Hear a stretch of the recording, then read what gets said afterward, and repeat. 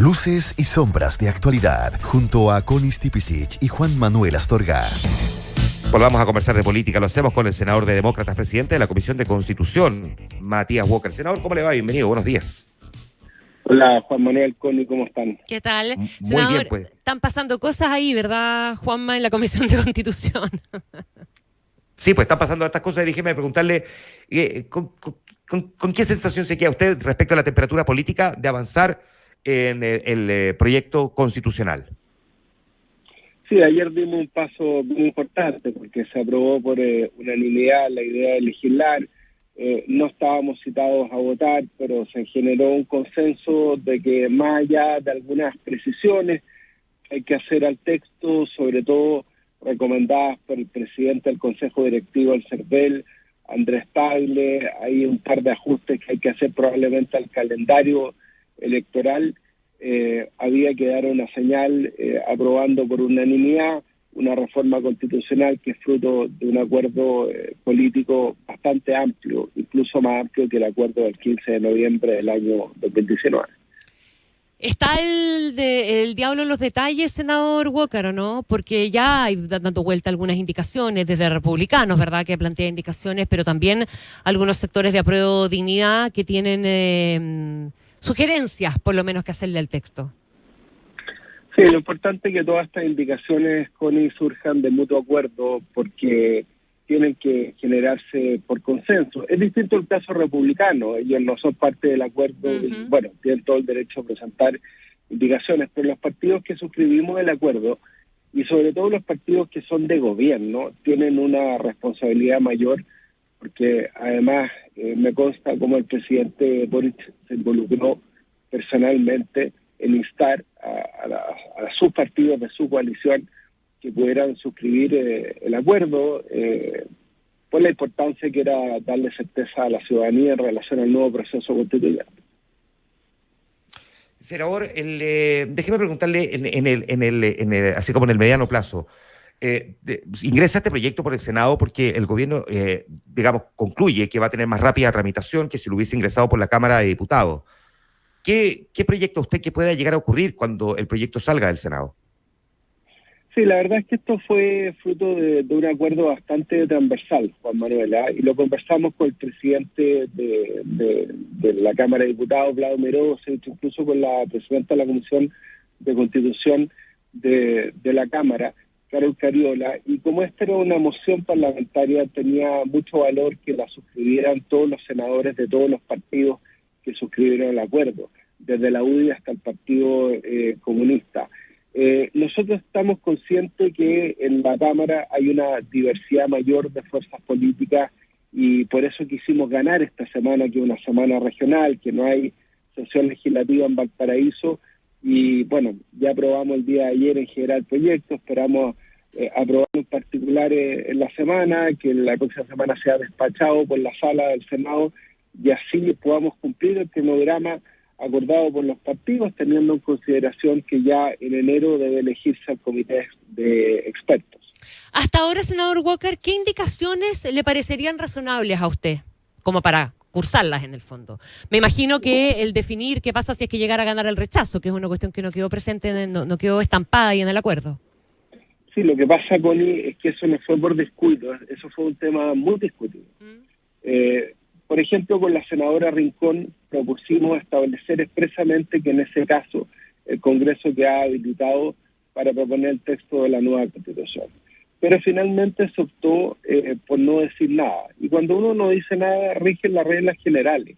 La regla general, y así va a quedar establecido en la historia fidedigna de esta reforma constitucional, es que rige la actual Constitución. Si eso está claro, nunca puede haber un vacío constitucional y va a ser el Congreso habilitado para reformar la actual Constitución por 4/7. Eso yo creo que está bastante claro a esta altura. Ahora, no se consigna eso fundamentalmente por una consideración política, para no dejarlo en letra de molde, ahí hubiera abierto un debate, ¿o no? Claro, yo hubiera preferido decir, mire, ¿sabe qué? Si se rechaza el texto, el Congreso va a ser en definitiva el encargado de proponer el texto de una nueva Constitución. No hubo acuerdo al respecto y por lo tanto rige la regla general. Yo le preguntaba, senador, si hay alguna indicación que esté dando vuelta con la que usted esté de acuerdo. Sí, hay que hacer algunos ajustes al cronograma electoral. Por ejemplo, nos advirtieron, creo que fue el diputado Diego Charper, que claro, el 14 de mayo era el Día de la Madre, que era el día que habían acordado los partidos para hacer la elección de los consejeros constitucionales.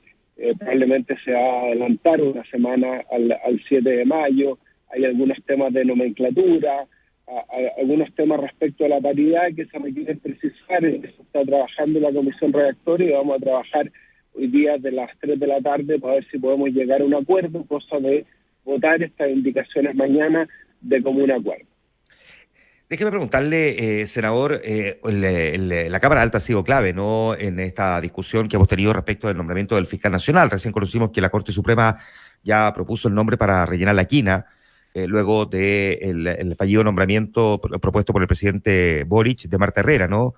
Y ya está claro que es la gerenta de atención a las víctimas de la Fiscalía Nacional, Erika Mayra, que para varios pareciera que era la candidata que el gobierno quería. Vamos a ver si el presidente Boric la escoge. Pero ¿hay alguna conclusión que usted pueda sacar respecto de cómo ha operado este proceso con 2 rechazos consecutivos? Sí, yo lo lamento, Juan Manuel, porque cada día que pasa sin tener un fiscal nacional empoderado, titular, es un día que se pierde en la lucha contra la delincuencia. Y yo creo que eso es lamentable. Yo voté a favor tanto de José Morales como de Marta Herrera, porque además hicieron una buena exposición. Yo lamento que no todos los senadores hayan escuchado el planteamiento, el plan que presentó cada fiscal nacional, sobre todo para enfrentar el narcotráfico y el crimen organizado, que es el gran problema que tenemos ahora en materia conductual.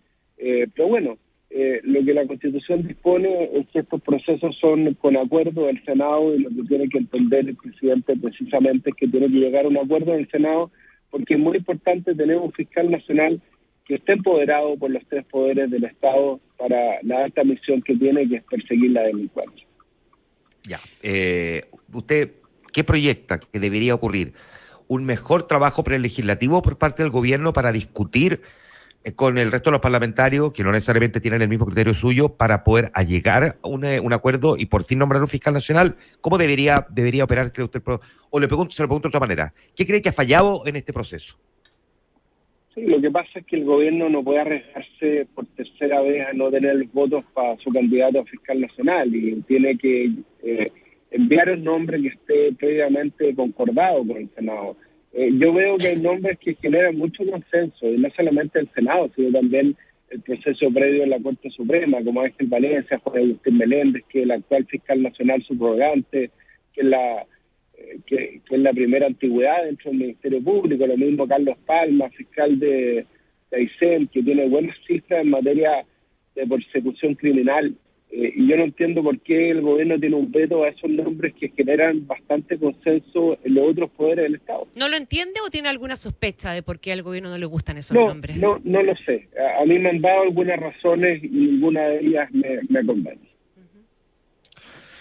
Muy bien, pues, ¿alguna reflexión que quiera hacer antes de terminar la entrevista y de que se termine el año desde el punto de vista político, senador? Bueno, fue un año muy difícil. Estamos enfrentando, Juan Manuel, una delincuencia que está desatada, estamos en recesión económica. Y nada, yo espero que así como fuimos capaces de llegar a un acuerdo en materia constitucional, seamos capaces, ojalá esta semana, de llegar a un gran acuerdo en materia de seguridad ciudadana y de reactivación económica, porque se viene un año 2023 muy difícil en ese aspecto. Muy bien, pues le queremos agradecer que haya estado también esta mañana con nosotros, senador, que tenga un buen término de 2022. Volveremos a conversar probablemente a comienzo del 2023. Pues. Será un agrado como siempre. Gracias, Juan Manuel Conde. Gracias, muchas senador. gracias. Abrazo, senador. Chao. Matías Walker esta mañana con nosotros, 8:57 minutos.